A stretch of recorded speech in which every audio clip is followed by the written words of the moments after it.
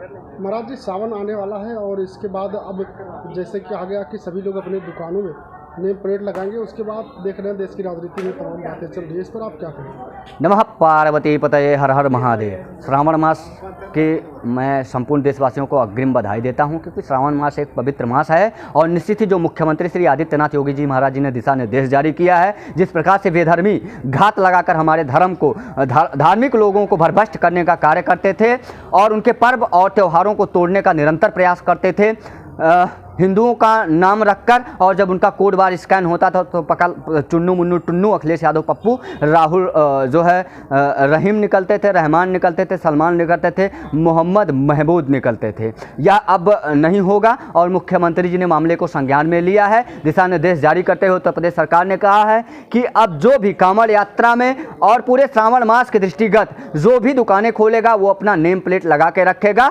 और इसमें किसी को कोई विरोध नहीं होना चाहिए, क्योंकि जब हमारे पास वोटर कार्ड है, आधार कार्ड है, तमाम प्रकार के आइडेंटिटी कार्ड हैं जो हम अपने आप को वेरीफाई कर सकते हैं कि हम हैं कौन, तो हमें इस बात का कौन सा डर है कि हम अपने नेम को सबको बताएं। तो ये तो बहुत अच्छी पहल है, जिसके लिए उत्तर प्रदेश के माननीय मुख्यमंत्री श्री आदित्यनाथ योगी जी महाराज जी को मैं अध्यक्ष दिवाकराचार्य महाराज बहुत बहुत बधाई और साधुवाद धन्यवाद पेश करता हूं। महाराज जी कहते हैं कि ऐसा तो हमने कभी नहीं देखा, क्या अब हम जब सामान लेने जाएंगे तो क्या नाम पूछकर सामान लेंगे या फिर रेट पूछकर सामान लेंगे? ना नाम पूछकर सामान लेंगे, ना रेट पूछकर सामान लेंगे, और शायद इसीलिए मुख्यमंत्री जी ने कहा है कि दुकान के नेम प्लेट को देखकर सामान लेंगे। आप जब भी दुकान पर जाइए तो सबसे पहले जो भी खाद्य सामग्री लीजिए उसको उठाइए, हाथ में रखिए और उसका रेट पढ़िए, MRP देखिए, जो मैक्सिमम रिटेल प्राइस रेट है उसको देखिए, उसके बाद उसमें मैन्युफैक्चरिंग देखिए, उसका एक्सपायरी डेट देखिए, उसके बाद ये देखिए कि कहीं उसमें हलाल नामक इस्लामिक जो खाद्य शुद्धिकरण इस्लामिक चस्पा है वो तो कहीं नहीं लगा है, क्योंकि ये वही चीज़ है जो हमारे सनातन धर्मावलंबियों को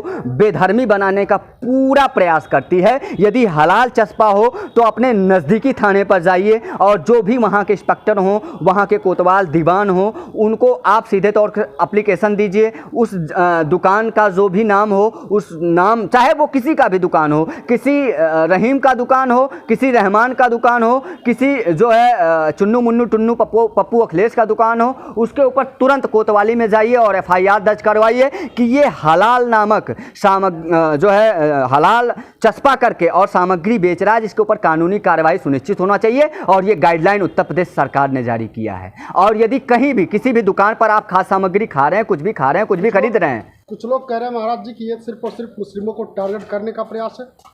ये किसी एक जाति समुदाय धर्म मजहब के लिए नहीं जारी किया गया है। कोई भी कानून 2014 के बाद कोई भी कानून लागू होता है तो वो सबके लिए होता है और जनहित के लिए होता है। ये दुकानें कांवड़ यात्रा में पड़ने वाली जितनी भी दुकानें, वो कोई हिंदू हो, मुस्लिम हो, सिख हो, ईसाई हो, पारसी हो, क्योंकि ये विभिन्न धर्मों को, मजहबों को, पंथों को मानने वाला देश है और इसी से इस देश की सुंदरता भी है। उसको अपना नेम प्लेट लगाना है। ये किसी कुछ मजहबी सोच की राजनीति जो है, अब उसको ऊपर उठ के जनहित के मुद्दों पर बात करना पड़ेगा। मजहबी उन्माद फैलाने से इस देश में कुछ नहीं होने वाला है, क्योंकि शासन और प्रशासन दोनों सख्त है। और इस स्थिति में यदि आप मजहबी उन्माद फैलाते हैं तो डॉक्टर बाबा भीमराव अंबेडकर के न्याय प्रणाली व्यवस्था के अंतर्गत हिंदुओं को न्याय मिलेगा, उनके साथ इंसाफ होगा। कोई भी मजहबी अपना जो है कांवड़ यात्रा पर पत्थर मार सकता है, न दुर्गा पूजा पंडालों में बेधर्मी अंडे और मांस फेंक सकते हैं। राक्षसों की तरह शिनाख्त लगाने वाले लोगों के ऊपर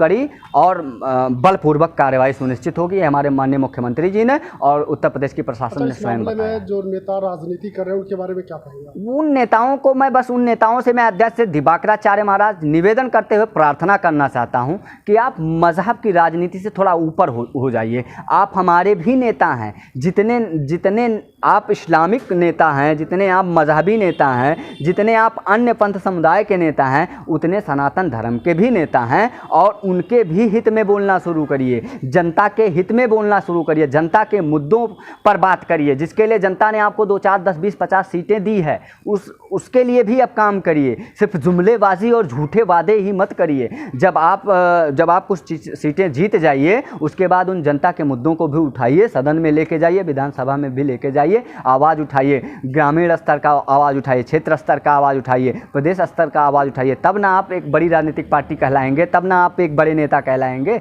आप तो बस ट्वीट कर रहे हैं, आप तो बस पोस्ट कर रहे हैं। आप अयोध्या कभी नहीं आए, आप अयोध्या आना ही नहीं चाहते, आप राम मंदिर देखना ही नहीं चाहते। पर राम मंदिर पे जो है निरंतर कमेंट्स करते हैं, राम मंदिर पर तमाम प्रकार के आरोप लगाते हैं। आप राम मंदिर में दर्शन करने आए क्या? आपने देखा क्या कि वो छू रहा है? हैं? आपको पता है राम मंदिर कहाँ है? आप राम मंदिर के रास्ता आपको ये भी नहीं पता होगा, आप राम मंदिर आते ही नहीं हैं। आपको अयोध्या छोड़ दिया जाए अकेले ना, तो अयोध्या में भटकते रह जाएंगे, 2-4-10 दिन आप राम मंदिर नहीं जा पाएंगे। लेकिन अयोध्या की गलियों में विकास कैसे चल रहा है ये आपको बखूब पता है। ये जुमलेबाजी जनता समझ चुकी है। निवेदन है कि जनता के जनहित के मुद्दों पर बात करिए।